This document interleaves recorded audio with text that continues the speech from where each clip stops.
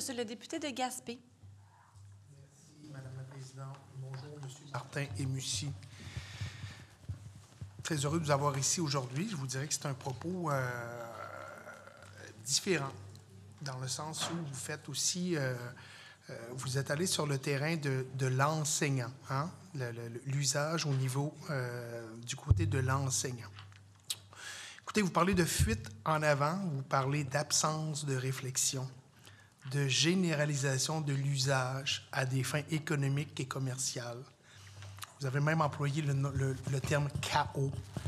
Je pense que votre position est assez claire à ce niveau-là. Vous êtes des tenants d'un moratoire, d'un temps d'arrêt nécessaire, et corrigez-moi si je suis dans l'erreur, à une réflexion de société visant, d'une part, la notion même, au-delà de l'apprentissage, de ce que je comprends de votre point de vue, dans la vie de tous les jours, l'usage à des fins pédagogiques ou autres, par l'école, et j'insiste par l'école. Ça, je comprends que vous avez là une réflexion profonde d'entamer à ce niveau-là.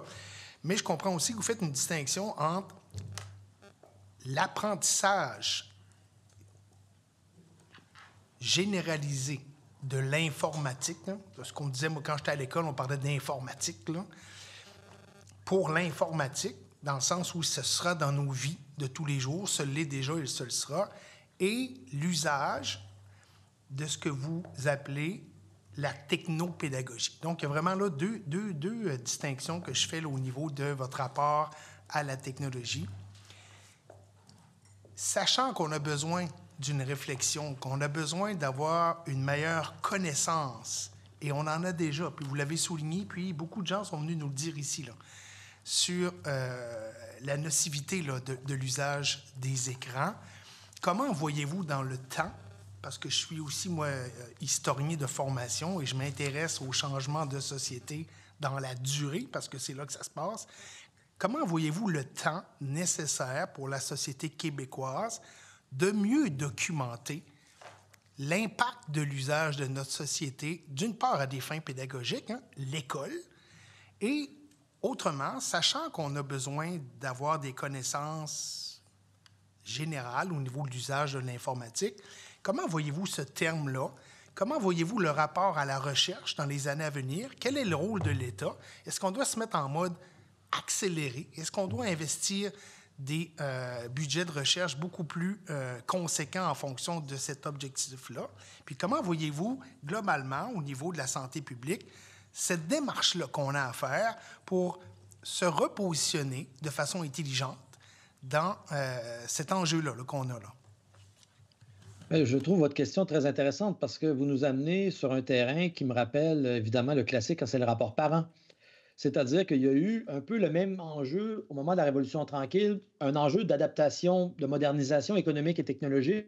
On se dit on est en retard sur la société post-industrielle américaine, jusqu'où on va s'adapter. Et la réponse à l'époque, Guy Rocher appelait ça l'équilibre entre la culture et la technique. On a essayé de tenir les deux bouts de la chaîne. On a essayé de s'adapter aux États-Unis tout en gardant un peu l'humanisme, la culture, etc. Ça a donné notamment les cégeps qui sont un hybride entre ces deux idées-là. L'économie locale, mais aussi la formation générale, par exemple.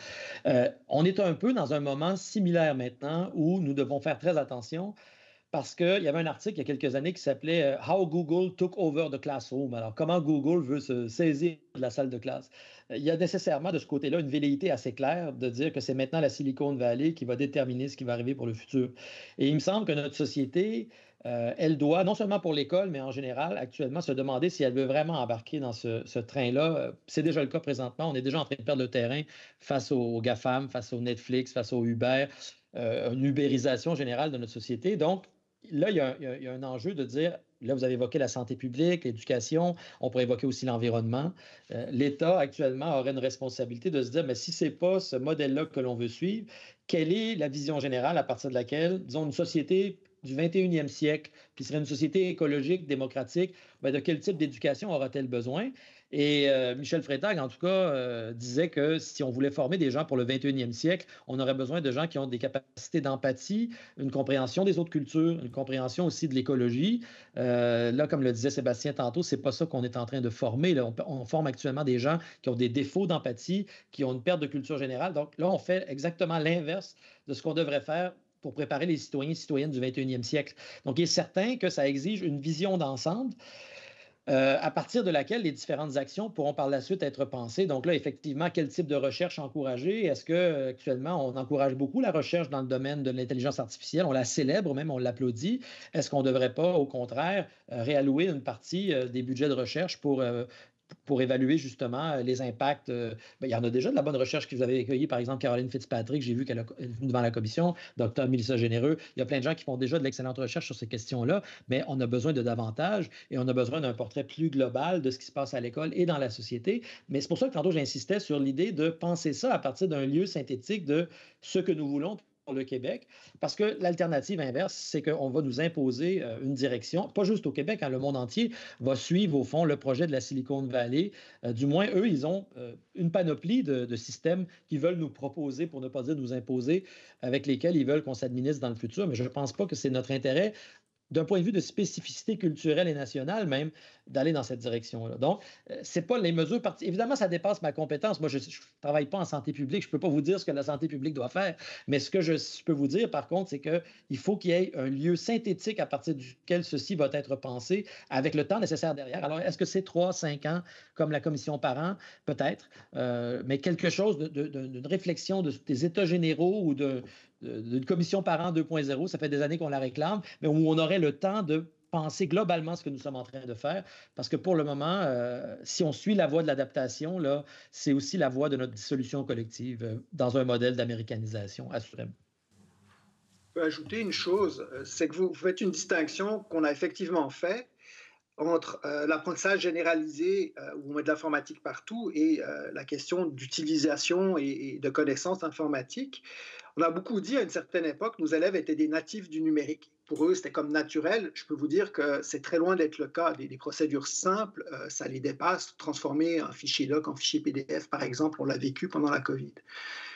Il faudrait effectivement donner des connaissances et des savoirs à nos étudiants pour qu'ils puissent avoir une certaine maîtrise là-dessus. En 30 secondes, M. Mussy, il nous reste 30 secondes. Non, parfait. Et non pas subir passivement ce qui se passe. C'est-à-dire comprendre ce que c'est qu'un ordinateur, ce que c'est qu'un réseau, quelles sont les conséquences que ça a sur une société, etc., etc. Si on veut une véritable culture informatique, c'est là qu'il faut commencer et pas en faire des utilisateurs passifs. Merci infiniment, M. Mussy, M. Martin, pour votre contribution.